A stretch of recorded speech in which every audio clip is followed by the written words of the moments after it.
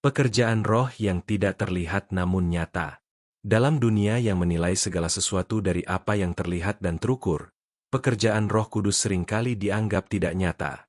Banyak orang mencari tanda-tanda spektakuler, pengalaman emosional, atau bukti lahiriah untuk memastikan kehadiran Allah.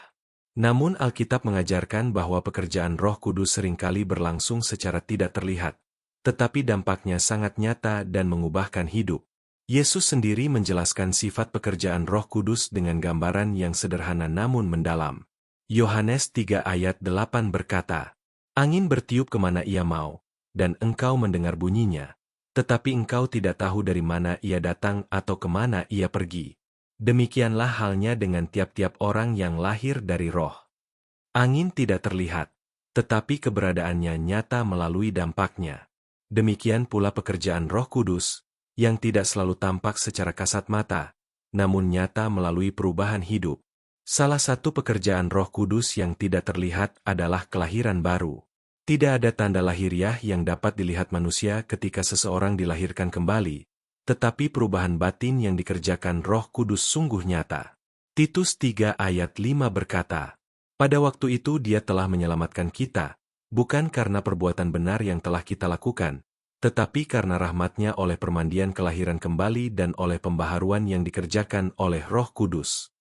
Pembaharuan ini tidak terlihat oleh mata manusia, tetapi terlihat melalui hidup yang berubah.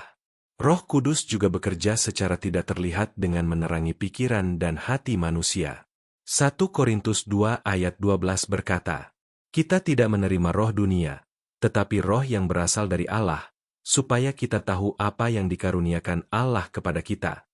Pemahaman akan firman Tuhan bukan semata-mata hasil kecerdasan, melainkan karya Roh Kudus yang membuka pengertian dari dalam. Selain itu, Roh Kudus bekerja dalam nurani orang percaya, menegur dan mengarahkan hati kepada kebenaran. Yohanes 16 ayat 8 berkata, "Dan kalau Ia datang, Ia akan menginsafkan dunia akan dosa, kebenaran dan penghakiman." Penginsafan dosa sering terjadi dalam keheningan hati, tanpa suara keras, tetapi menghasilkan pertobatan yang nyata dan perubahan hidup yang sejati. Pekerjaan Roh Kudus yang tidak terlihat juga nyata dalam proses pengudusan. 2 Tesalonika 2 ayat 13 berkata, "Akan tetapi kami harus selalu mengucap syukur kepada Allah karena kamu, saudara-saudara yang dikasihi Tuhan, sebab Allah dari mulanya telah memilih kamu untuk diselamatkan oleh pengudusan oleh roh dan oleh iman dalam kebenaran." Pengudusan bukan perubahan instan, melainkan proses perlahan yang membentuk karakter Kristus dalam diri orang percaya. Buah dari pekerjaan Roh Kudus tampak jelas dalam kehidupan sehari-hari. Galatia 5 ayat 22 dan 23 berkata, "Tetapi buah roh ialah kasih, sukacita, damai sejahtera, kesabaran, kemurahan, kebaikan, kesetiaan, kelemah lembutan, penguasaan diri. Tidak ada hukum yang menentang hal-hal itu."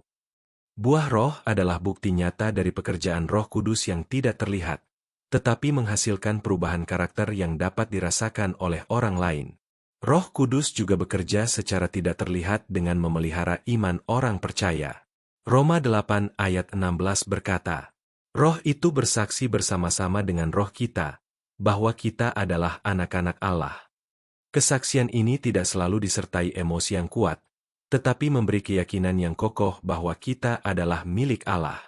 Bahkan dalam doa, Roh Kudus bekerja di balik layar kehidupan orang percaya.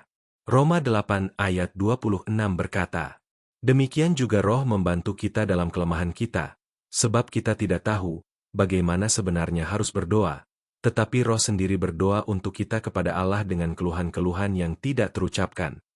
Ketika kita merasa doa kita lemah, Roh Kudus tetap bekerja secara aktif di hadapan Allah. Renungan ini mengingatkan kita bahwa iman Kristen bukan bergantung pada apa yang terlihat.